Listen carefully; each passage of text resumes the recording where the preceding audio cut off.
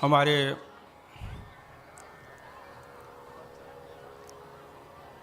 सभागार में उपस्थित संत समाज के सभी अधिकारी वृंद, विशेष रूप से माननीय अवध बिहारी मिश्रा जी, महानिरीक्षक विहंगम संत समाज अखिल भारतीय महानिरीक्षक, श्री जीपी सिंह जी, महामंत्री झारखंड, श्री श्रद्धानंद सिंह जी, अध्यक्ष मध्य प्रदेश,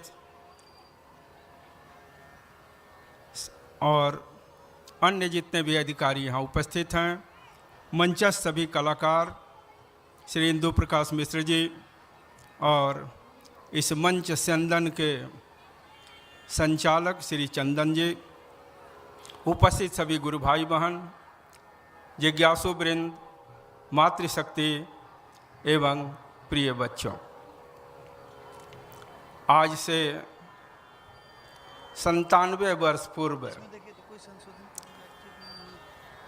इस धरती पर एक ऐसे महान विभूति का अवतरण हुआ था जिन्हें हम सद्गुरु आचार्य धर्मचंद देव जी महाराज के नाम से जानते हैं। मेरे बंधुओं, जब उनका अवतरण हुआ था तो हमारे स्वामी जी ने अपनी डायरी में लिखा, आज एक योगी प्रकट हुआ। एक वाक्य में स्वामी जी ने प्राथमाचार्य जी के संपूर्ण जीवन को रेखांकित कर दिया। एक पंक्ति में, आज एक योगी प्रकट हुआ। मेरे बंधुओं, आज के पावन उत्सव पर कुछ चर्चा करने के पूर्व मैं सर्वप्रथम औरंगाबाद संत समाज के प्रति आभार व्यक्त करना चाहूँगा। इसके साथ साथ इनको बधाई भी देना चाहूँगा। लगातार 2 बार प्रथमाचार्य जी की पावन जयंती मनाने का सौभाग्य इन्हें प्राप्त हुआ है। बीजारोपण हो गया था, बीजारोपण हो गया। बहुत से ऐसे मित्र मिलेंगे जिनको कहीं से कोई प्रेरणा मिल गई, कोई चर्चा हो गई, अचानक विहंगम योग से जुड़ गए। मैं भी विहंगम योग से जुड़ा हुआ नहीं था। 1974 में जब पहली बार हमारे सदगुरुदेव भगवान बोकारो के लिए खबर भेजे डॉक्टर राम सुरेश तिवारी को, मैं बोकारो आ रहा हूँ, मेरा एक कार्यक्रम कराइएगा, तो उस समय हमको भी नहीं, न हमको तिवारी जी जानते थे, न मैं तिवारी जी को जानता था। अचानक हमारे एक कवि मित्र आए और उन्होंने कहा कि सदैव जी, एक और कोई आए हैं जो कुछ जोग वोग और कुछ बोलते बोलते भी अच्छा है, चलिए भेंट करने। मैं जैसे भेंट करने के लिए उनके यहाँ गया, न हम उनको जानते थे न वो हमको।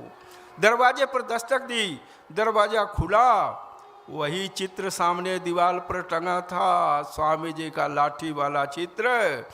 और मैं देखते ही दंग रह गया, दिमाग पर जोर देने लगा। इस चित्र को कहीं देखा है मैंने, याद नहीं पड़ता था कब देखा है। मैं बैठ गया थोड़ी देर के लिए, अचानक याद पड़ा ये किताब थी, उसमें मैंने देखा था। मैंने तिवारी जी से कहा कि ये सदाफल देव जी महाराज का चित्र है। बोले बिल्कुल सही आप बोले, ये सदा, लेकिन आप कैसे जाने?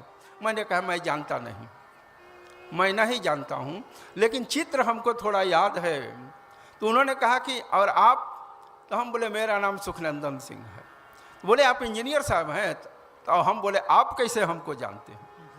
उन्होंने कहा, तकिया के नीचे से एक पत्र निकाला, पत्र निकाल कर कहा कि हमारे वर्तमान सदगुरु आचार्य स्वतंत्र देव जी महाराज एक पत्र भेजे हैं, मैं बोकारो आने वाला हूँ 10 दिन बाद, आप वहाँ जाकर के एक कार्यक्रम कराइएगा और वहाँ पर एक सुखनंदन सिंह करके व्यक्ति इंजीनियर हैं, उनको खोजिएगा, वो आपको मदद करेंगे। मैं इस चिट्ठी लेकर 7 दिन से अपने तकिया के नीचे रखा था, खाली नाम पर उनको कहाँ खोजूंगा।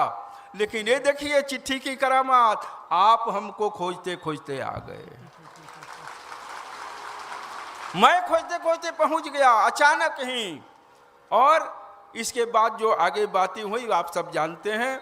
मेरे कहने का मतलब है, एक स्वामी जी का चित्र, वर्तमान सदगुरु ने नाम लिख करके एक चित्र भेजा। पहले तो मुझे विश्वास नहीं हुआ, मैंने कहा जरा चिट्ठी दिखाइए। जब चिट्ठी देखा है, मैं पढ़ करके अवाक रह गया, सचमुच में मेरा नाम था। और आगे सदगुरुदेव आए, मैं पहचानता नहीं था, मैं रिसीव करने तो गया लेकिन पहचानता नहीं था। वो बहुत बड़ी घटना है, बाद में कभी चर्चा करेंगे। लेकिन हम ये केवल बता देना चाहते थे कि सदगुरु का जो तस्वीर है वो केवल साधारण चित्र या तस्वीर मत समझिए, उसमें आध्यात्मिक ऊर्जा है, आध्यात्मिक परमाणु है।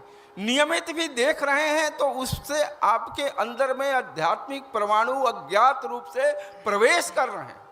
उसको जाने अनजाने भी, जैसे जाड़े की रात में ओस की बूंदे धरती के आंचल पर उतर करके घास के ऊपर में मोतियों की तरह चमकने लगती है, वैसा ही सदगुरु की कृपा, सदगुरु का चित्र, सदगुरु का दर्शन अनजाने रूप में कब आपके हृदय पर अध्यात्म की मोती बन करके आकर के बिखर गई है, कब उसकी चमक आपके भीतर में प्रवेश कर गई है, इसका भी आपको पता नहीं चल पाता है। पता तब कभी चलेगा जब आपके भीतर में एक दूसरे लोग उसको देखेंगे कि क्या हो गया इस व्यक्ति के अंदर में।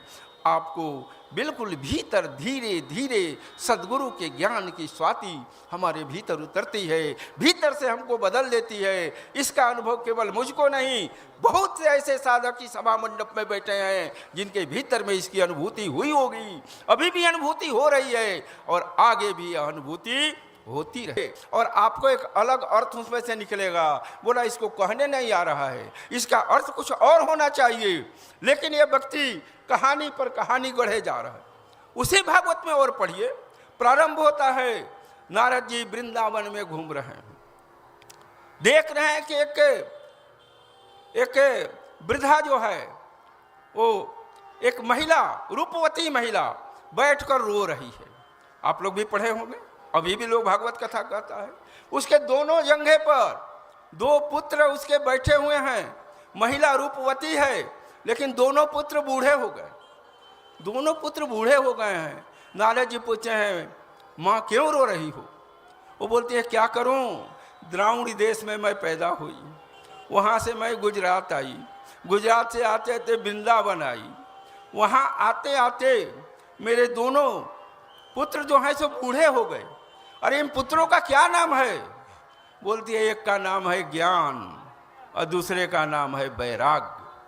जहाँ ज्ञान और वैराग्य नहीं रहेगा भक्ति को रोना पड़ेगा। माँ का नाम है भक्ति, एक तरफ ज्ञान एक तरफ वैराग्य, ये दोनों नहीं रहे, ये बूढ़े हो गए, ये जीर्ण साय हो गए, वो केवल कर्मकांड में उलझ कर रह गए। तब भक्ति को रोना पड़ेगा। ज्ञान बिना भक्ति करे सो अंधा जग जीव, भक्ति तत्व नहीं समझ आए कही कर कावे पीव। जो स्वामी जी के इस दोहे को जान गया वो भागवत के अर्थ को समझ जाएगा। ज्ञान बिना निर्जीव है सकल धर्म का रूप, ज्ञान से अनुभव होता है सार शब्द का रूप। अरे क्या है पूरा भागवत, जहाँ से प्रारंभ होता है संपूर्ण उसके प्रारंभ से अंत का सार स्वामी जी दो पंक्तियों में लिख देते हैं। ऐसे महान स्वामी जी। हम ये नहीं कहते हैं कि कहीं ज्ञान नहीं है, लेकिन ज्ञान के साथ साथ इतनी चीजें जैसे पेड़ को ऊपर लत्तर चारों तरफ से छा जाए, ज्ञान कम है, दुनिया भर का उसके ऊपर में आच्छादन है, दुनिया भर का कैमोफ्लेजिंग है, छद्मावरण है,